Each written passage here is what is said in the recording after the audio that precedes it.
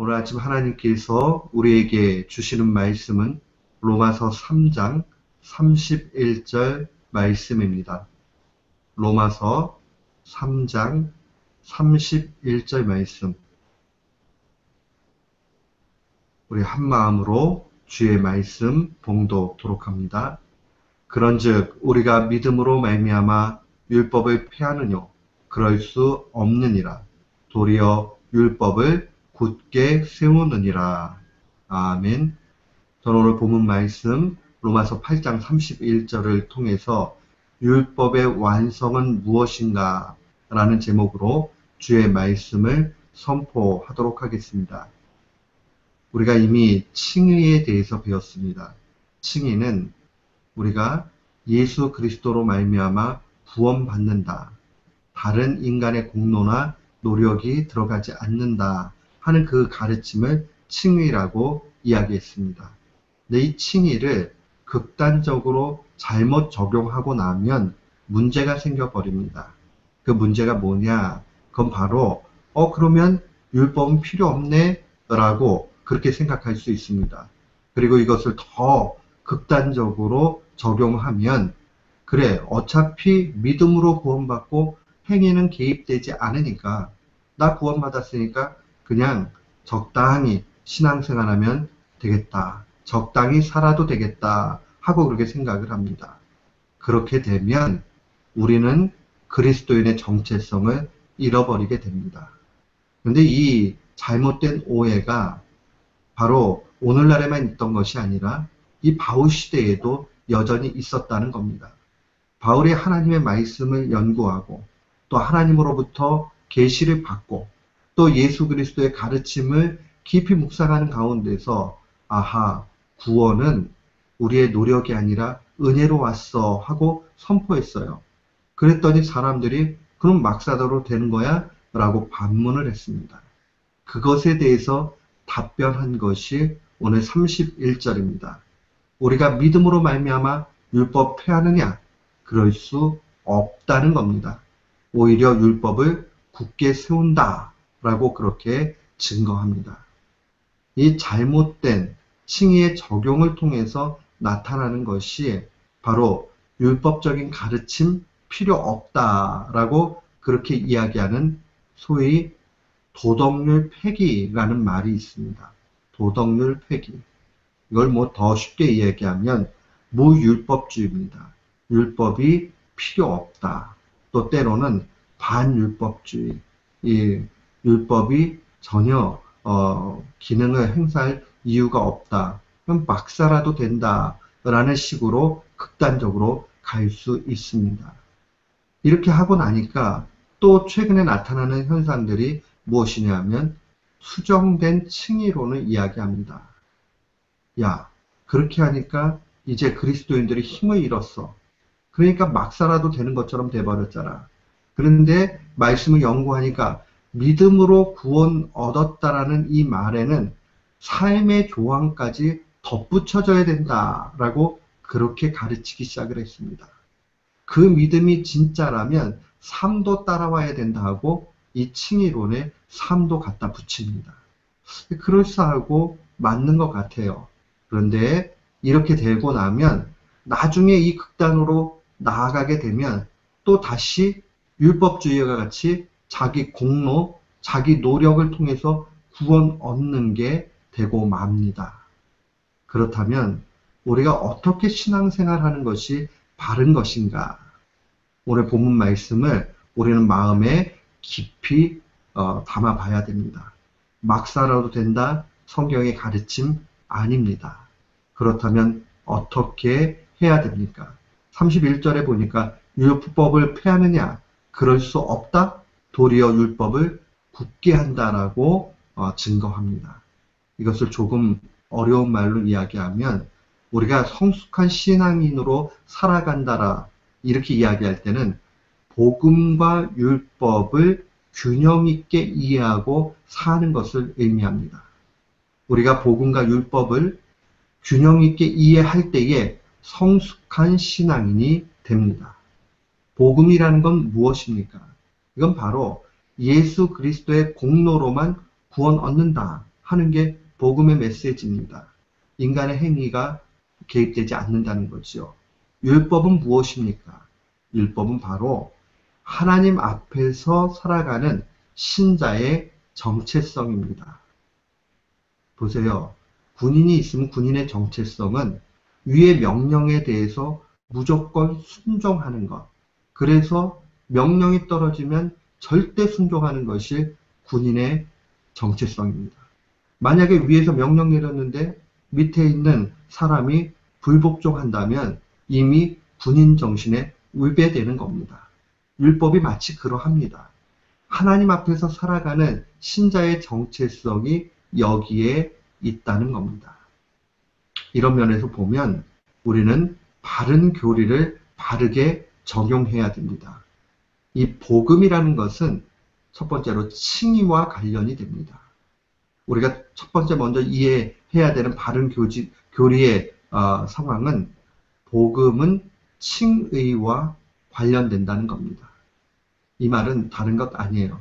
예수 그리스도 외에 다른 구원의 길이 없고 우리의 행위와 무관하다 하는 이것을 아주 정확하게 가져야 됩니다. 예수님께서 이 땅 계실 때에 요한복음 14장 6절에 내가 곧 길이요 진리요 생명이니 나로 말미암지 않고는 아버지께로 올 자가 없다라고 말씀해 주셨습니다. 여기서 강조돼야 되는 것은 나로 말미암지 않고는, 그러니까 예수님이 길이기 때문에, 진리이기 때문에, 생명이기 때문에 예수님 없이는 하나님께로 갈 자가 없다. 구원받을 자가 없다는 거죠. 그러니까 오직 예수 그리스도, 이것을 분명히 알아야 됩니다. 또한 우리가 앞선 이 로마서 3장 28절을 분명히 기억해야 됩니다. 사람이 의롭다 하심을 얻은 것은 율법의 행위에 있지 않고 믿음으로 되는 줄 우리가 인정한다. 그러니까 예수 그리스도를 믿는 믿음으로 말미암아 우리가 하나님 앞으로 나아가게 되는 것이고 그 믿음으로 우리는 구원을 얻게 되는 겁니다. 그러니까 복음이라는 것은 우리에게 얼마나 큰 자유를 주는지 모릅니다. 복음은 칭의와 관련이 되기 때문에 이 복음으로 말미암아 우리는 의롭다함을 얻게 되는 것이고 내가 과거에 죄를 지었어도 회개하고 그 다음에 그 문제는 그 문제고 또 우리는 참 그리스도 안에서 자유를 누리게 되는 겁니다. 그런데 하나님의 말씀은 항상 균형적이에요. 아하, 복음이 칭의와 관련되니까 이걸로 끝나느냐? 그렇지 않죠. 오늘 본문의 31절에 있는 대로 율법을 폐하지 않고 오히려 굳게 한다는 말은 무엇이냐? 이 율법이라는 것은 우리가 바른 교리를 우리의 삶에 적용하기 위해서 이해할 때 두 번째는 율법은 성화와 관련된다는 겁니다. 성화라는 말은 거룩하게 되어지는 과정을 얘기합니다. 거룩하게 되는 거지요. 율법은 폐기된 것이 아니라 칭의를 통해 굳게 된다는 것은 율법은 성화와 관련된다는 말입니다. 의롭다함을 얻은 성도는 그러면 어떻게 살아야 됩니까? 그냥 대충 살면 되는가? 그렇지 않지요. 의롭다함을 얻는 성도의 정체성은 한마디로 이야기하면 세상과 다르게 사는 겁니다. 거룩하게 사는 겁니다. 세상과 다르게 거룩하게 산다는 것이 뭐냐? 그것은 바로 율법의 정신, 율법의 가르침대로 사는 겁니다. 이것을 하나님의 말씀은 우리에게 율법의 완성이다. 이렇게 알려줍니다. 율법의 완성에 대해서는 예수님이 이미 마태복음 22장 37절로 40절에 우리에게 명백하게 알려주셨습니다. 예수께서 가라사대 때 네 마음을 다하고 목숨을 다하고 뜻을 다하여 주 너의 하나님을 사랑하라 하셨으니 이것이 크고 첫째 되는 계명이요 둘째는 그와 같으니 네 이웃을 네 몸과 같이 사랑하라 하셨으니 이 두 계명이 온 율법과 선지자의 강령이니라.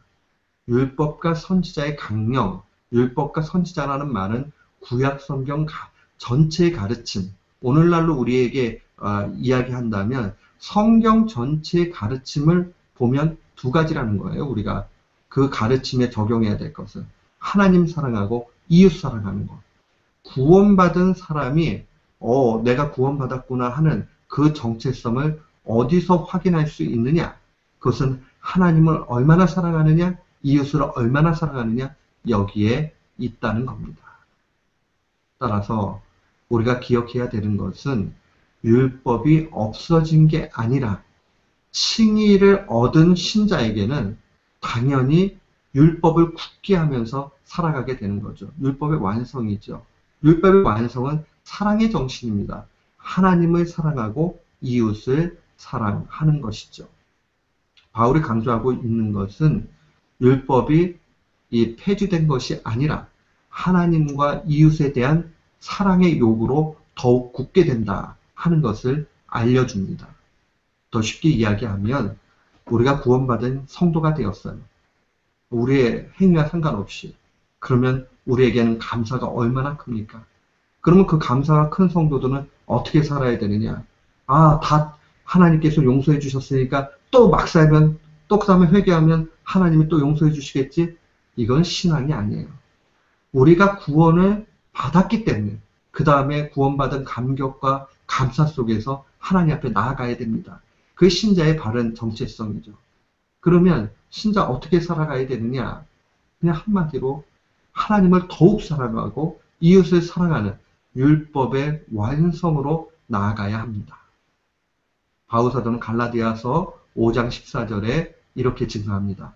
온 율법은 네 이웃 사랑하기를 내 몸과 같이 하라 하신 한 말씀에 이루어졌다라고 증거합니다. 그러니까 율법이 폐기된 것이 아니라 사랑의 요구로 나타난다는 거예요. 그런데 우리는 더욱 혼탁한 오늘날의 시절에 생각해 봐야 되는 것이 있습니다. 그게 무엇이냐? 오늘날에 있어서는 예수 믿는 사람, 믿지 않는 사람 다 혼돈이 가요. 그냥 돈을 얻을 수 있는 거라면 그것이 앞서 나가게 되고 내게 이익이 되는 거라면 이 하나님의 말씀은 뒤로 가는 것이 일수입니다.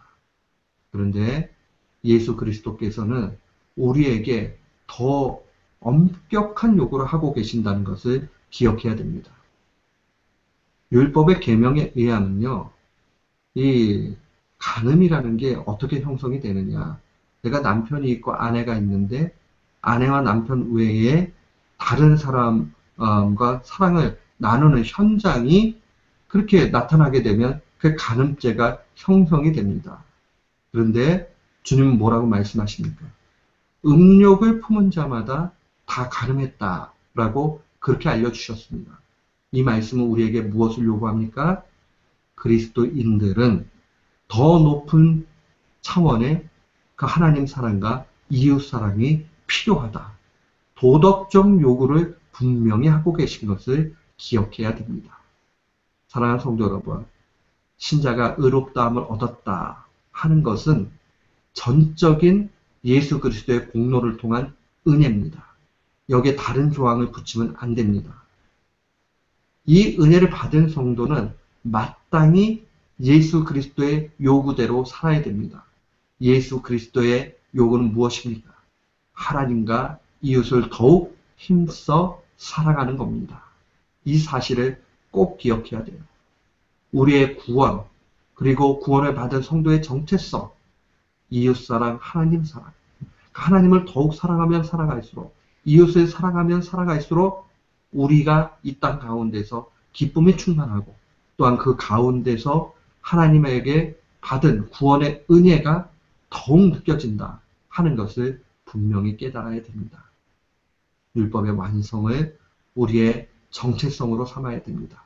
마치 군인이 위에서 명령이 내려오면 그대로 순종하고 나아가는 것처럼 우리의 중심에 구원의 은택이 항상 가득 차고 있다면 마땅히 사랑의 그 모습으로 율법의 완성을 이루는 그런 삶이 분명히 필요하고 요구됩니다. 사랑하는 성도 여러분, 성숙한 신자가 되었다는 것은 이 두 가지의 균형을 이루어 가는 겁니다.